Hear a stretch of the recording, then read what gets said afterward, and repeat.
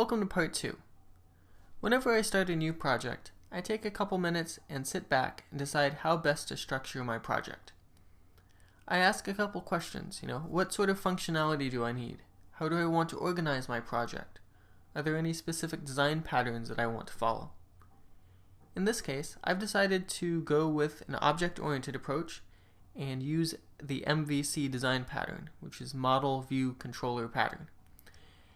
And I've done that because I've decided this is probably going to be a medium to large application. I'm going to be showing you only the basics, enough to get you started, but I'm assuming that this could be the basis for a much larger application. So I want to make sure that my code is structured in a good way that makes it easy to edit and change in the future if necessary. With this in mind, I've created the individual files that I'm going to be working with on this project. And you'll notice I have a couple different folders that's going to hold different file types. I have an includes folder, which includes database.php and init.php. I have a models folder, which holds the two objects that we're going to be building today, an authorization object and a template object. I have the views folder, which holds my style.css and my login and my members view. And finally, I have a couple individual PHP files. I have a login.php, logout, members, and temp. This may seem like a lot of files for a simple login system, and in some ways I agree.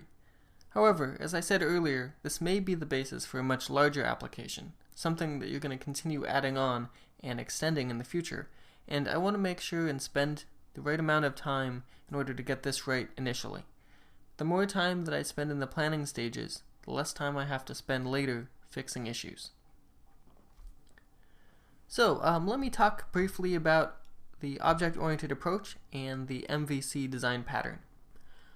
Now, Stefan has covered object-oriented programming in some depth with his Beginner's Object-Oriented video series, and my focus with these videos is to show you a real-world object-oriented example.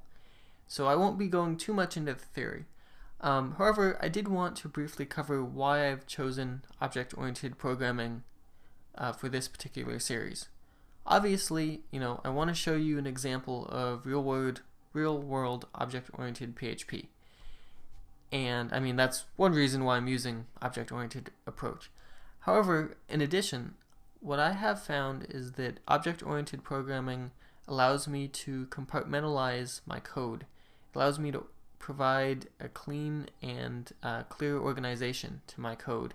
I can split out individual functions into separate objects, which allows me to reuse them in the future, potentially in future projects, and also allows me to write clear, understandable code.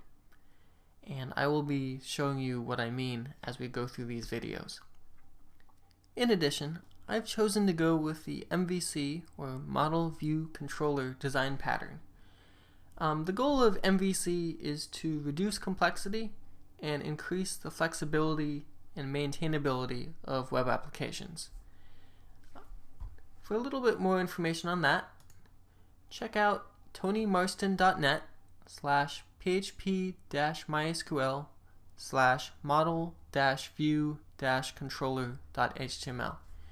And this is a slightly older article, but I'd highly suggest you take a look at it if you want to learn a bit more about MVC.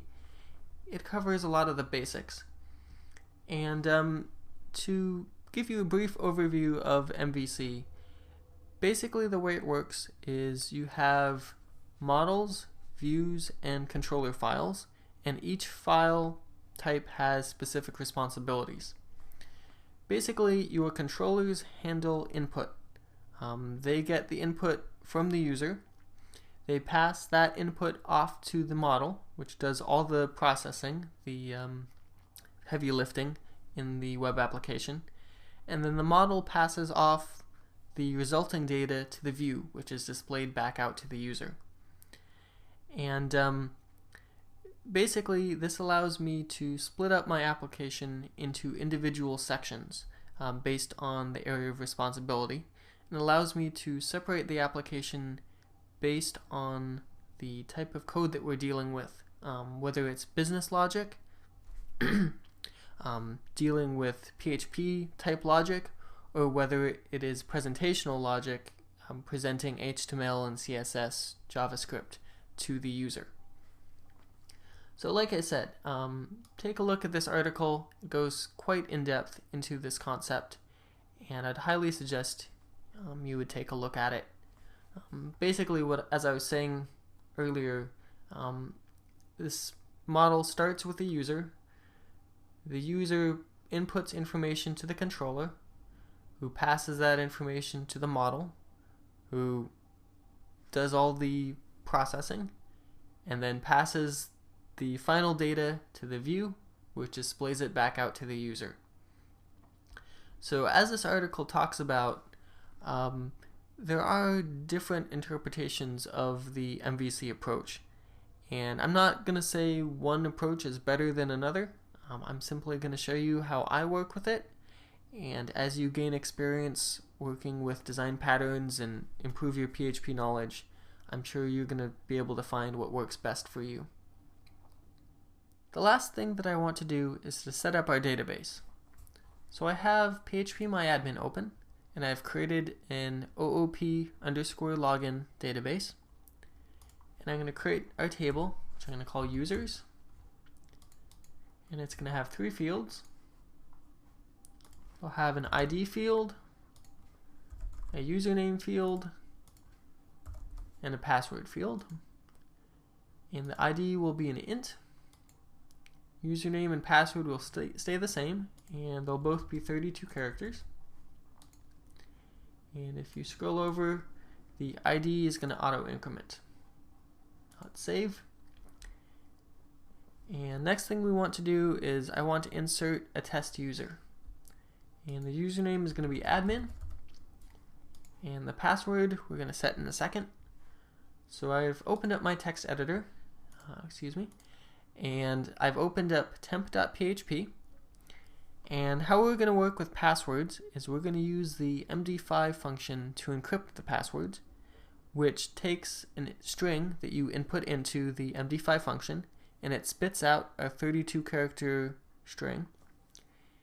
And the goal here is that we don't want to store passwords in plain text in the database, and we want to keep them reasonably secure. And by adding on a salt, an extra couple letters and numbers at the end of our password, it helps keep those passwords a bit more secure. So what I've done is I have created the MD5 function. My password is going to be admin. I've added a couple extra random numbers, letters, and characters after it, and I'm echoing it out. So I'm going to run that, and I'm just going to copy this text, go back to Chrome, and paste it in as the password. There we go. So if you browse, you'll notice we have an admin username, and the password is the MD5 equivalent of admin plus a random salt.